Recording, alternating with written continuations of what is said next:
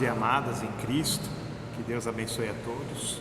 Hoje nós vamos fazer um estudo sobre 1 Coríntios, capítulo 9. Primeira carta de Paulo aos Coríntios, capítulo 9.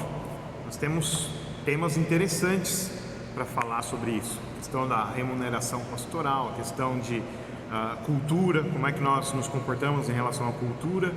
São temas presentes nesse capítulo e nós vamos estudar sobre eles. Antes, vamos fazer uma invocação no nome do nosso Deus. Em nome do Pai, do Filho e do Espírito Santo. Amém. Senhor, abençoe as nossas vidas para que nós possamos entender a Tua palavra. Em nome de Jesus. Amém. Vamos ler os versículos 1 a 5 de 1 Coríntios 9 e vamos ver o que eles falam. Versículos 1 a 5. Não sou eu porventura livre? Não sou apóstolo? Não vi Jesus nosso Senhor? Acaso não sois fruto do meu trabalho no Senhor? Se não sou apóstolos para outrem, certamente o sou para vós outros, porque vós sois o selo do meu apostolado no Senhor. A minha defesa perante os que me interpelam é esta: não temos nós o direito de comer e beber, e também de fazer-nos acompanhar de uma mulher irmã, como fazem os demais apóstolos e os irmãos do Senhor e Cefas? Nessa passagem, Paulo está defendendo a sua liberdade, tanto cristã como civil, né? Ele era cidadão romano, então ele tinha a liberdade de trânsito entre o Império Romano, e ele aproveitava essa liberdade para pregar o Evangelho, né? Para constituir igrejas, para acompanhar igrejas também que já eram constituídas e tudo mais. Então ele se dedicava a esse ministério com liberdade, e ele batia o pé sobre isso. Eu tenho essa liberdade de locomoção, eu tenho essa liberdade de pregação, o que eu faço é por liberdade. Não tenho ninguém que pode mandar em mim, eu não devo satisfação para ninguém, só devo satisfação para Deus. Então eu faço as coisas com liberdade. É claro que não dever satisfação não é no sentido moderno, né? Não devo satisfação para ninguém no sentido de que eu não preciso de ninguém. A gente precisa uns dos outros, e quando a gente comete alguma coisa errada, a gente deve satisfação para os outros, né? Por amor ao próximo. Mas o que ele estava falando era a questão financeira. Ele não era sustentado por ninguém, então ele tinha essa liberdade. Paulo tem que defender mais uma vez o seu apostolado. Ele coloca então como condição ter visto o Senhor. Ele falou, eu vi o Senhor. Não vi Jesus nosso Senhor? Ele faz uma pergunta retórica, né? Falando que ele viu o Senhor. A palavra apóstolo significa enviado. O apóstolo, ele é aquele que foi nomeado e enviado pelo próprio Senhor, como foi o caso de Paulo. Quando ele ficou cego, Deus falou que ele seria enviado para pregar o Evangelho. Então o próprio Deus o enviou. Então a gente tem que tomar muito cuidado com esses apóstolos atuais. Quando você vê na televisão ou na internet alguém se dizendo apóstolo, ele não é apóstolo, é falso. Porque uma das condições é ter visto o Senhor aqui na sua encarnação, ou como aconteceu com Paulo, que o próprio Senhor apareceu para ele depois da ascensão. Isso até mostra que a presença de Jesus Cristo na Santa Ceia é real, porque Jesus apareceu para Paulo, e para nós ele vem através de corpo e sangue. Mas nós não vemos a Jesus Cristo, nós vemos o pão e o vinho, apesar de ser corpo e sangue de Cristo também, mas nós não vemos o corpo de Jesus Cristo conforme ele foi ascendido aos céus. Paulo viu, então isso mostra que ele é um apóstolo legítimo. Ele foi enviado pelo próprio Jesus, pelo próprio Deus. Já os apóstolos de hoje não têm esse envio pelo próprio Jesus, não aconteceu isso daí, e também eles não viram Jesus. Eles simplesmente creem em Jesus, mas modificam o que a Bíblia diz. Eles modificam, tanto que eles pregam várias doutrinas estranhas, né? Teologia da prosperidade, teologia do coaching, várias teologias estranhas, né? Que você precisa prosperar, que você não pode ficar doente, que a doença é demônio, que a doença é pecado escondido, essas coisas loucas que eles pregam, e isso mostra também que eles não são apóstolos de verdade. Então, se você vê apóstolo na televisão ou na internet, não é apóstolo de verdade, você não precisa dar crédito ao que ele diz, ok? O ministro de Deus, ele tem o direito de ter uma vida normal. comer, beber, se divertir, ter família, ter mulher, ter filhos. O ministro não é alguém mais elevado que os demais, assim. Ele não precisa abrir mão das coisas boas que Deus criou no mundo para se mostrar mais elevado e tudo mais, como muita gente entende, né? A vida monástica, essas coisas assim. Eu vou sair do mundo, vou ficar só para Deus. Paulo defende uma outra visão. Ele voluntariamente tinha uma vida de renúncia, mas ele defende que quem quiser aproveitar das coisas que Deus criou aqui no mundo, também não tem problema nenhum. Você pode ter uma mulher, você pode casar, você pode ter filhos. O ministro, ele tem uma vida normal. O ministro, o pastor, o bispo, dependendo da sua denominação, que você for, se você não é luterano e estiver assistindo, e você, o pastor, o missionário, qualquer pessoa que está envolvido na obra de Deus, ele tem o direito de se usufruir das coisas que Deus criou nesse mundo. É claro que tem que ter moderação, né? Ele também não vai ficar rico com pregando o evangelho. Isso é incoerente com a posição sua de ministro. Mas ele pode ter um salário de dignidade para que ele possa usufruir da alimentação, do lazer, das coisas que qualquer ser humano tem direito também. Pedro tinha esposa, Pedro tinha esse usufruto das coisas do mundo. Então, quando Paulo fala de Cefas é Pedro, é outro nome para Pedro, né? Então ele fala que os apóstolos têm esse direito. Na época a igreja era dividida em apóstolos, bispos e pastores. Não usavam esse nome, né? Então, chamados de presbíteros, né? Hoje nós chamamos de pastores, mas é a mesma função. E eles, o apóstolo Paulo aqui está defendendo que eles têm direito a um sustento, a um salário. Eles têm direito a ter uma vida normal, como qualquer pessoa. Mas os coríntios queriam que Paulo tivesse uma vida ascética. O que é ascetismo? É uma vida monástica. Você sai do mundo, você abre mão de salário, você abre mão de tudo, você vive de esmolas, vive da boa vontade alheia, e você não usufrui das coisas que Deus criou boas, né? Comida, bebida e tudo mais. Você só tem uma vida regrada de jejuns e orações e pouca comida, não sai para se divertir, não faz nada que é considerado do mundo. Mas Paulo defende que o ministro tem direito a ter o seu lazer, a ter direito à sua vida particular, né? Se ele quiser sair para se divertir, se ele quiser comer alguma coisa boa, ele tem direito, né? Então a gente não precisa se chocar e ficar constrangido a ver um ministro vivendo a sua vida, né? Que nem esses dias, numa outra denominação, não a luterana, muitos membros ficaram horrorizados porque o líder da denominação deles estava de bermuda. Então muita gente tem essa visão dos ministros, como se os ministros não pudessem nem usar bermuda, porque seria uma coisa muito mundana para muitas pessoas. Não é assim. O ministro ele tem uma vida normal. Então você tem que olhar para o ministro como uma pessoa como você, que tem altos e baixos e gosta de música, gosta de política, gosta de roupas, gosta de comida, gosta de coisas como você gosta. Ele gosta dos mesmos assuntos, talvez assuntos diferentes, mas ele tem uma vida normal, apesar de pregar o evangelho, né? Ele prega o evangelho, que é a função principal dele, mas ele é um ser humano como qualquer outro. Então vamos ler os versículos 6 a 14. O que a Bíblia diz nos versículos 6 a 14 de 1 Coríntios capítulo 9? Ou somente eu e Barnabé não temos direito de deixar de trabalhar? Quem jamais vai à guerra à sua própria custa? Quem planta vinha e não come do seu fruto? Ou quem apacenta um rebanho e não se alimenta do leite do rebanho? Porventura, falo isto como homem, ou não diz também a lei? Porque na lei de Moisés está escrito: não atarás a boca ao boi quando pisa o trigo. Acaso é com bois que Deus se preocupa? Ou é seguramente por nós que ele o diz? Certo que é por nós que está escrito: pois o que lavra cumpre fazê-lo com esperança. o que pisa o trigo, faze-o na esperança de receber a parte que lhe é devida. Se nós vos semeamos as coisas espirituais, será muito recolhermos de vós bens materiais? Se outros participam desse direito sobre vós, não o temos nós em maior medida?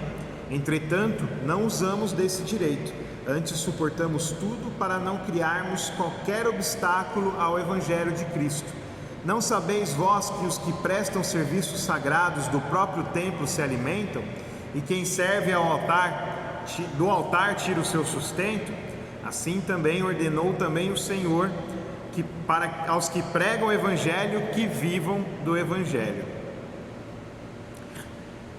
Muitos ministros, como é o caso na Igreja Luterana, eles vivem integralmente da pregação do Evangelho. Eles estudam o Evangelho, estudam a pregação, fazem visitas, entram em contato, mesmo que seja online, com os membros. Ele agora nesse tempo de pandemia, né, não está difícil o contato pessoal.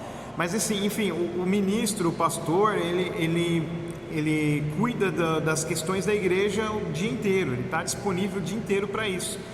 Então ele não pode trabalhar em outro trabalho para que ele possa ter um sustento. Então Paulo aqui está falando que aqueles que vivem do Evangelho, ou seja, aqueles que trabalham em relação ao Evangelho, ao tempo integral, né, que eles precisam estar disponíveis em relação ao Evangelho, eles também têm direito ao seu sustento pela congregação, pela igreja que eles estão servindo.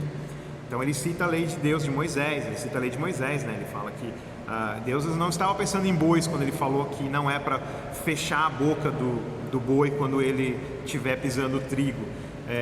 O boi tem que se alimentar do trigo, e isso serve para que o boi possa continuar trabalhando, e o dono do boi, o dono da fazenda, tem o seu sustento.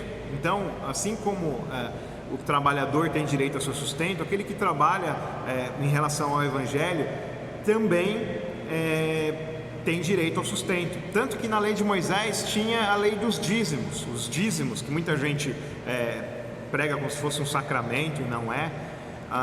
Eles eram para sustentar os pobres, os órfãos, as viúvas e os levitas.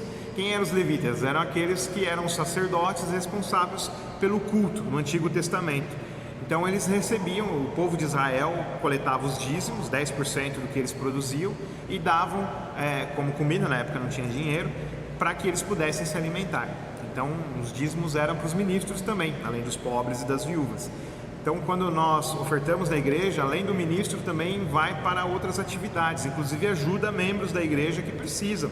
Se eles precisarem da igreja para uma cesta básica, para alguma coisa assim, a igreja está à disposição para ajudar. Então, é por isso que é importante, Paulo está tratando com essa importância a questão da remuneração do ministro. Então, ele dedica a maior parte do capítulo 9 para esse assunto, né? Então, nós temos que voluntariamente contribuir e nos alegrar que as nossas doações estão indo para as necessidades das pessoas, inclusive do ministro. Então, a igreja ela tem essa função de ajudar as pessoas, e o ministro tem esse direito de receber o sustento da igreja. No versículo 11, a Almeida, a revista atualizada que nós estamos usando agora, que eu estou usando aqui no estudo, ela traduz como bens materiais, que o ministro tem direito a bens materiais. Mas em grego a palavra usada é sarkika, que significa coisas do corpo. Ou seja, é o sustento financeiro para que o ministro possa ter uma fonte de renda para sobreviver, para que ele possa ter alimento, lazer, para que ele possa ter saúde, pagar seus remédios, para que ele possa se sustentar com as coisas do corpo.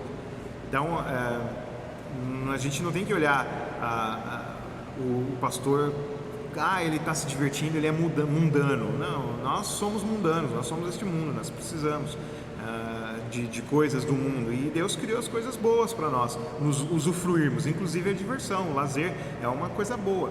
Então, nós não precisamos nos chocar.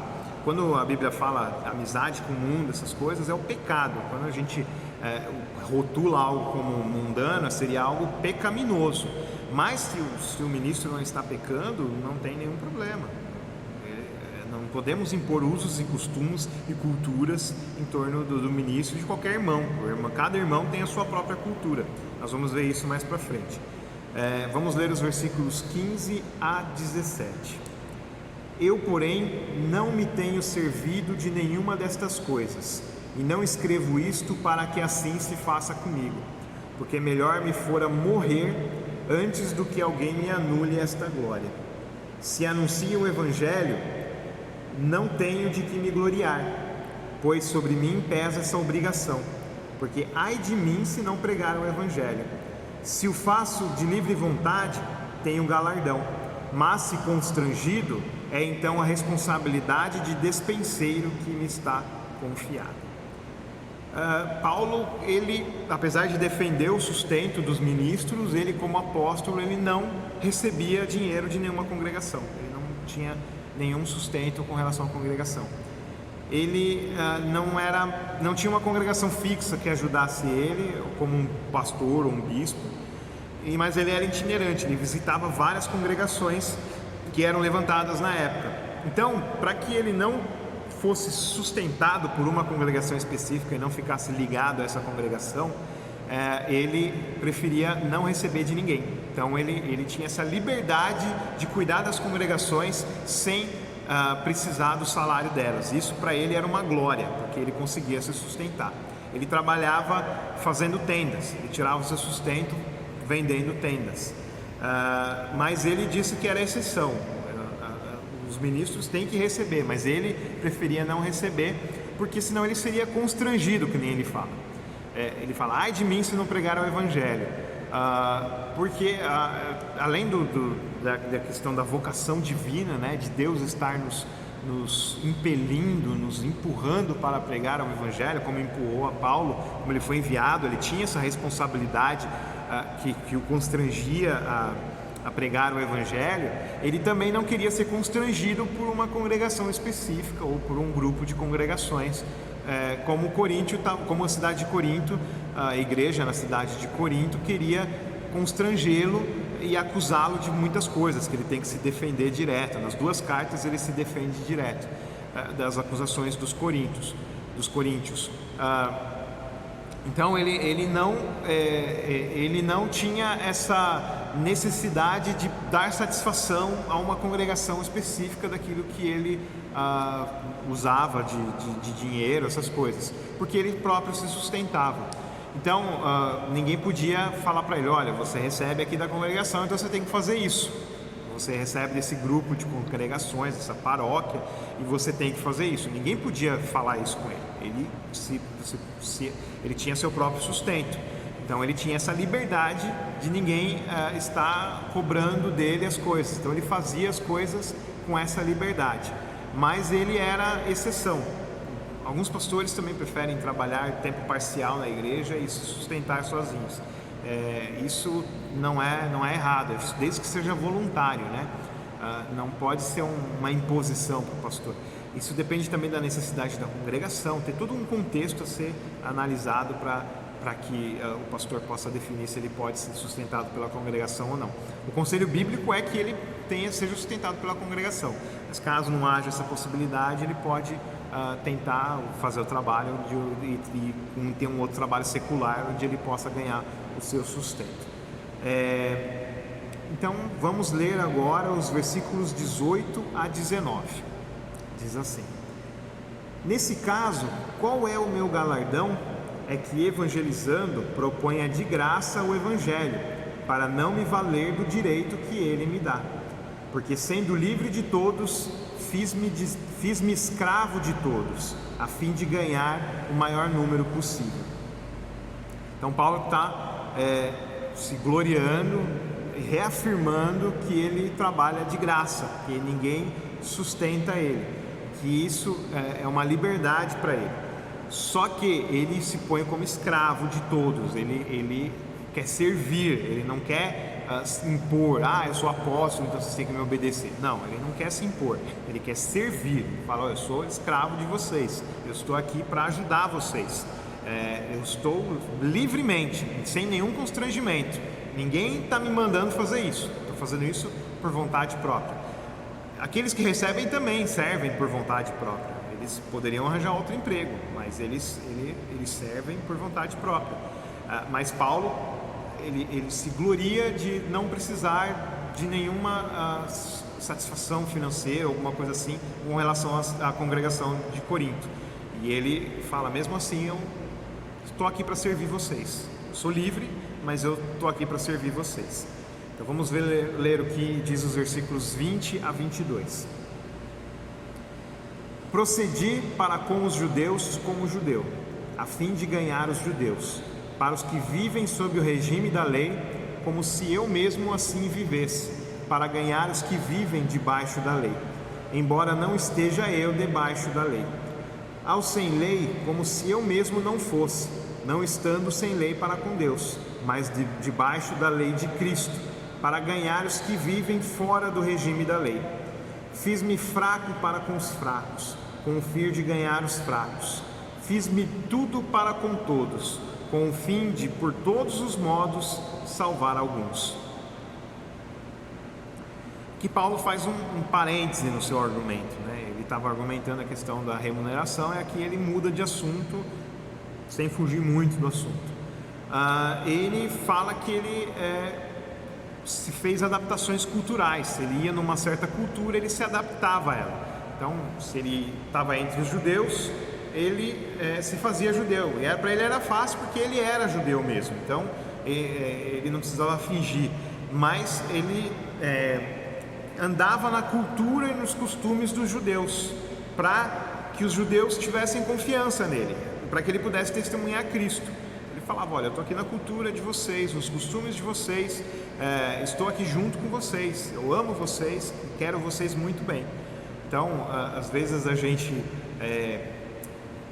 ataca as culturas diferentes da gente. Você não precisa concordar com todas as culturas, mas o respeito sempre é fundamental, né? Então a gente às vezes fala, aquele muçulmano lá está errado e tal.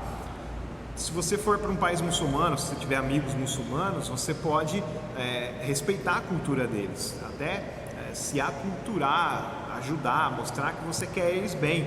Você não precisa virar muçulmano, não vai virar muçulmano para pregar o evangelho. De jeito nenhum, você vai crer no que eles acreditam, mas você, na cultura deles, você trabalha junto dessa cultura, mostra, olha, eu quero vocês bem, eu gosto de vocês, então eu respeito muito a cultura de vocês. Assim você pode ganhar confiança e pregar o evangelho pelo amor ao próximo. Então ele mostrou empatia e tolerância com os judeus e com os pagãos também, né? Então quando ele estava entre os pagãos, ele vivia como se fosse na cultura dos pagãos. Ele comia junto com os pagãos, ele talvez se vestisse na cultura deles.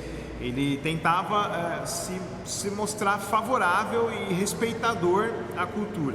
Você não precisa abraçar todas as culturas, né? Você pode ter a sua própria cultura, o seu próprio jeito de ser, mas o respeito e a demonstração de afeto, de carinho, de generosidade com as pessoas de outras culturas é importante para que as pessoas te levem a sério, deem crédito para você, e aí você pode pregar o evangelho e falar do amor de Cristo para elas.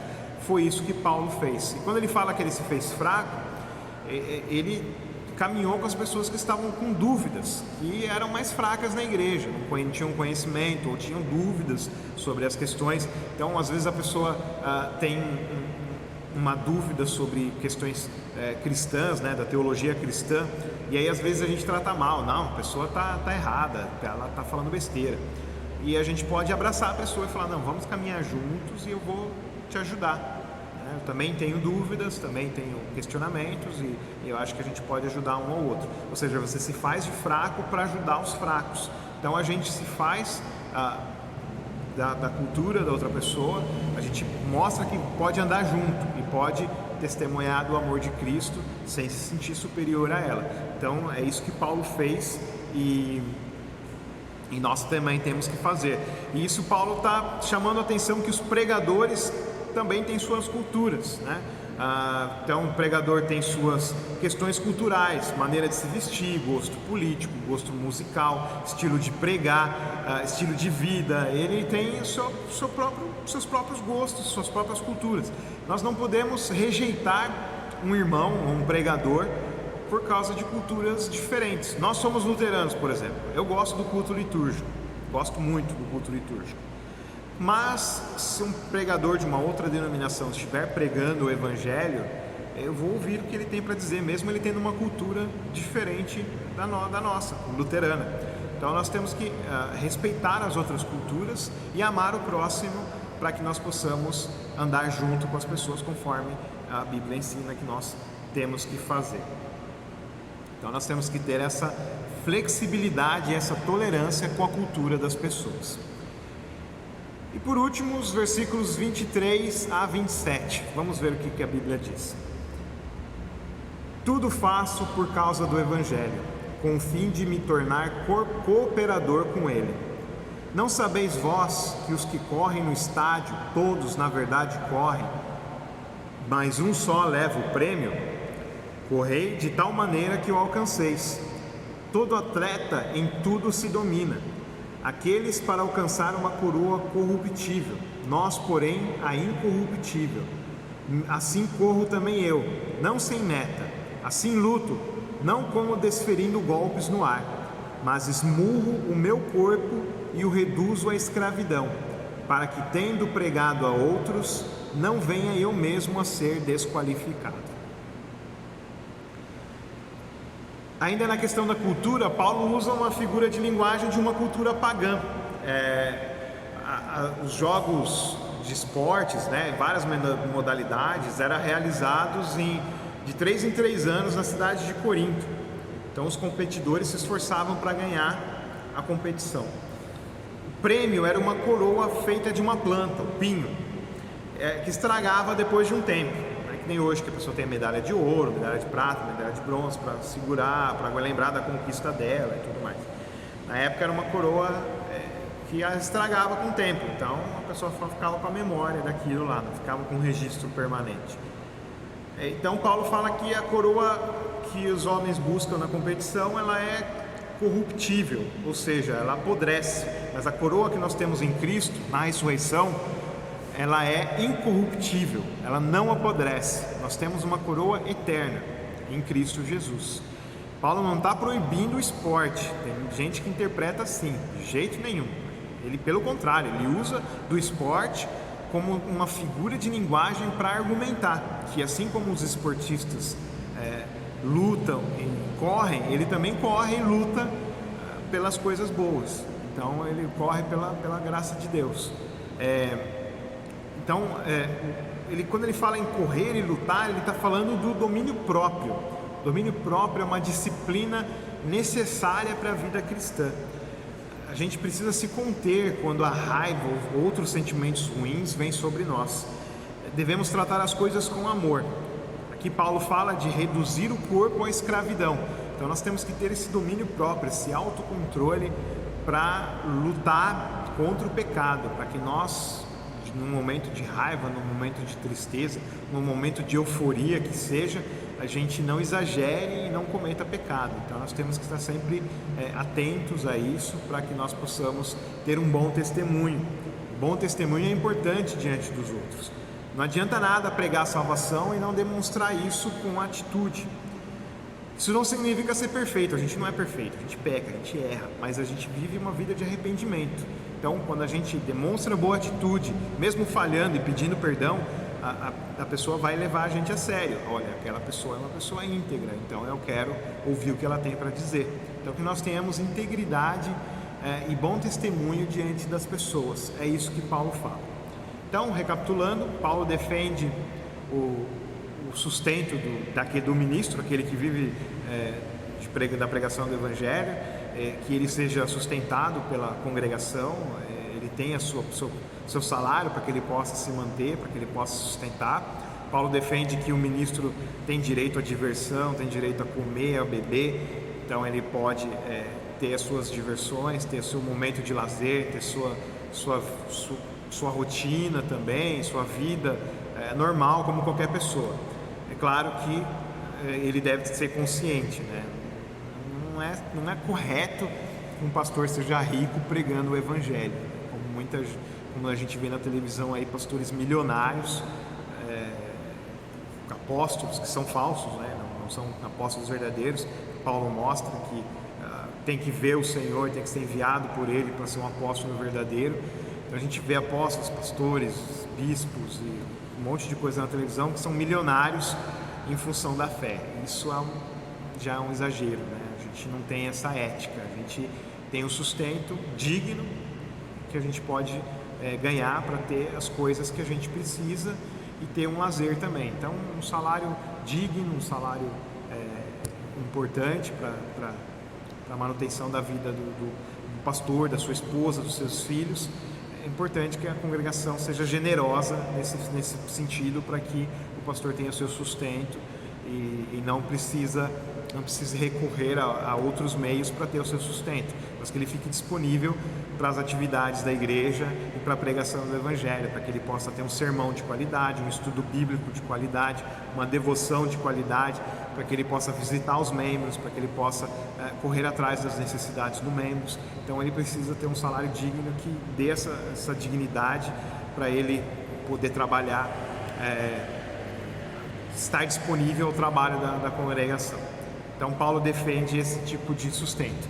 E Paulo também fala da cultura, que nós temos que ser tolerantes e flexíveis culturalmente. Nós temos que respeitar a cultura das pessoas. E às vezes nós temos até que nos aculturar, ou seja, entrar no pensamento, na cultura da pessoa, para que a gente possa demonstrar nosso afeto, nosso carinho com a pessoa, para que nós possamos pregar o Evangelho e ser levados a sério. Não precisa mudar o seu estilo de vida, mas pelo menos o respeito e às vezes até abraçar um ou outro elemento cultural, que você possa mostrar que você se importa com a pessoa que você está evangelizando. Então, ter essa flexibilidade, esse respeito com a cultura e assim dar bom testemunho. Então Paulo fala do bom testemunho, assim como um atleta corre para alcançar o prêmio, nós também esmurramos a nossa carne, temos um autodomínio, buscamos o domínio próprio para que nós possamos dar bom testemunho para o nosso próximo, para as pessoas que nós estamos evangelizando. Então é isso aí, vamos fazer uma oração para terminar. E semana que vem, 1 Coríntios 10, nós vamos estudar e vamos pedir para que Deus te abençoe durante essa semana. E se você estiver assistindo depois, que Deus te abençoe no seu tempo, nas suas rotinas, nas suas atividades. Senhor Deus, Pai amado, obrigado por o Senhor estar sempre conosco, nos amar e estar sempre nos cuidando de nós. Nos abençoe com domínio próprio, para que nós possamos amar o próximo e nos controlar diante dos sentimentos que nós temos, das sensações que nós temos, para que nós tenhamos moderação e não prejudiquemos o nosso próximo. Caso venhamos a prejudicar, que nós tenhamos arrependimento e assim pedir perdão para o nosso próximo, que isso também é um bom testemunho cristão, o pedir perdão para aqueles que nós magoamos. Pedimos que o Senhor abençoe a semana e a vida daqueles que estão assistindo, no tempo que eles estiverem assistindo, para que eles sejam abençoados e sejam cuidados por Ti, como o Senhor ama a todos e quer cuidar de todos. Em nome de Jesus, amém. É isso aí, uma boa semana, que Deus te abençoe e até o próximo estudo.